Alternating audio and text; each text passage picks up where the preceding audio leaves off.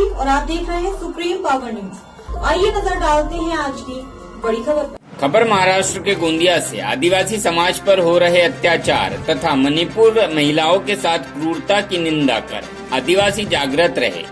राजमाता फुलवा देवी कांगे आदिवासी चौक डोरलीकर लॉन नागपुर में आयोजित माझी अंतर्राष्ट्रीय समाजवाद आदिवासी सैनिक संस्था दिल्ली के इस आयोजन में महात्मा गांधी तथा लाल बहादुर शास्त्री इनकी जयंती पर आदिवासी समाज को एकता पर बल देकर राजमाता से सभी राज्यों के आदिवासी जागृत होकर संघर्ष करने के उद्धार व्यक्त किए।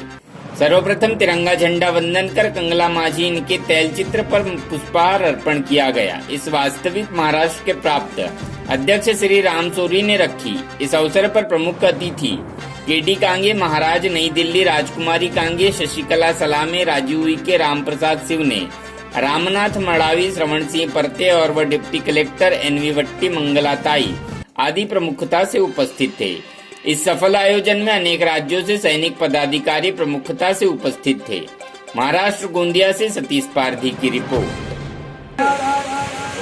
मंच पर सभी उपस्थित सभी जिलाओं से, सभी प्रांतों से मेरा अनुरोध है कि आज दिनांक 2 अक्टूबर गांधी जयंती के अवसर पर, लाल बहादुर शास्त्री की जयंती पर मैं कोटि कोटि प्रणाम करता हूं और समस्त महाराष्ट्र के देवी देवताओं आदि शक्तियों को भी मैं नमन करता हूं। इस पावन धरती पर आज हम कंगला माझी सरकार के एक संगठन बनाकर एकता को दिखाने के लिए यहाँ आज खड़े हुए हैं। तो सभी सैनिक भाइयों को मैं अनुरोध करता हूं कि शांति पूर्वक अपने जगह स्थान करके चुरीला बोलवलं आणि त्याच्या माताजीकडे निवेदन दिलं। माताजीने मग इथला डीजीपीला पत्र लिहून मग टाळा कायदा रद्द केला आणि बरेचसे आमचे जे आदिवासी बांधव होते ते त्या जेलमधून सुटका करण्यात आली। तर या संघटनेच्या माध्यमातून आम्ही बराच काही करू शकतो, पण आपला सुशिक्षित वर्ग मात्र अजून आपल्या या संगठनेकडे जोडलेला नहीं।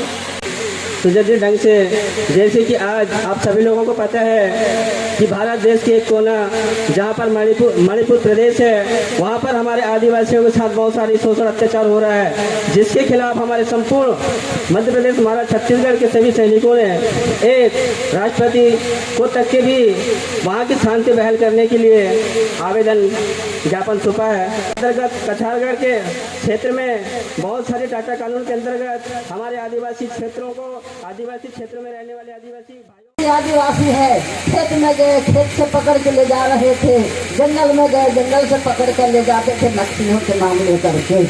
जब वहाँ आमंत्रित किया गया उस वक्त में काफ़ी वहाँ परेशानी उठाना पड़ा और वहाँ न तो रोड नहीं था, न वहाँ कोई अच्छी है भी न नहीं थी।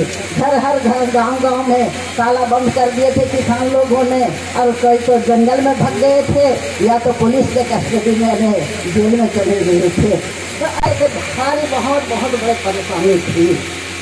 तब हमारे जो संगठन के लोगों ने इस बात को सोच करके हमें उस क्षेत्र में बुलाए। जब हम वहाँ गए तो हकीकत में वहाँ के जो अत्याचार हो रहा था, अन्याय हो रहा था, वहाँ काफ़ी बहुत दयनीय स्थिति था वहाँ भी। लेकिन उस वक्त में भी जब वहाँ का हमारा दौरा चला, तब हमारे दूसरे बार जब उस क्षेत्र में फिर गए तो वहाँ ठोस के माध्यम से वहाँ रोड बना रहे थे। ऐसे करके ये तो काफ़ी पुरानी बात भी हो चुका है।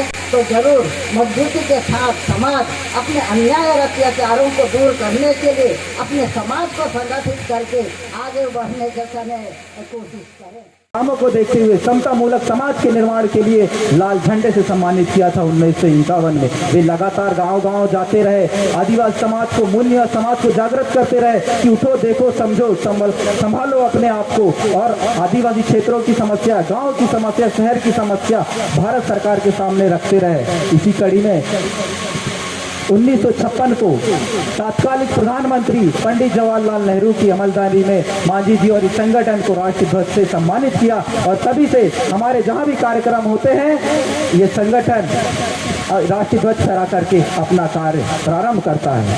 कह रहा हूँ आपको, परसों के दिन मेरी बात हुई गृह मंत्रालय से। कुछ दिन पहले उन्होंने मुझसे कहा कि ये जो मामला है सुप्रीम कोर्ट में चल रहा है, इसलिए हम कुछ नहीं कह सकते। लेकिन मंत्रालय ने कहा कि इस विषय पे आप संतुष्ट हो या नहीं। तो मैंने कहा कि हमारा संगठन आज तक की आपने जो भी निर्णय लिए, जो भी कार्य किए, उस पर संतुष्ट नहीं है। आपको और अधिक प्रभावी रूप से इस पे काम करना होगा। आदिवासी से जुड़े, जो मूल निवासी समाज से जुड़े मामले हैं, जो हमारे सैनिक है, अपने स्तर से कलेक्टर महोदय के माध्यम से, तहसीलदार के माध्यम से, राज्य प्रशासन के माध्यम से, केंद्र के माध्यम से अपनी अपनी बात रखते आ रहे हैं। अहिंसा से, कानून से, कलम से अपनी बात प्रशासन के सामने रखते हैं। और प्रशासन में अच्छे अस्पताल हो, गांव में शांति व्यवस्था हो, गांव में बिजली हो, गांव में पीने के पानी के साधन हो, गांव में खेल के अच्छे ग्राउंड हो, ऐसा रख के वो पैसा ला रही है। तो उसका पूरा हक है, आपका पूरा हक है सरकार से लड़ करके अपने अधिकार को लेना चाहिए। और इतना ही कह के मैं सुजती ढंग से हमारे जन समुदाय को संबोधित किया। कहना है यह उस धर्म से जुड़ा है कि जिस जमाना से परम पूज्य मांझी जी ने इस संस्था का निर्माण किया, उस समय में भी यह जवान, ये सैनिक भारत सरकार को मदद करती आ रही है। संस्कृति और सभ्यताओं को मानने के लिए हम बहुत पीछे हट जाते हैं कि यहाँ पर आदिवासी थे, ये शब्द यहाँ पर जुड़ जाएगा।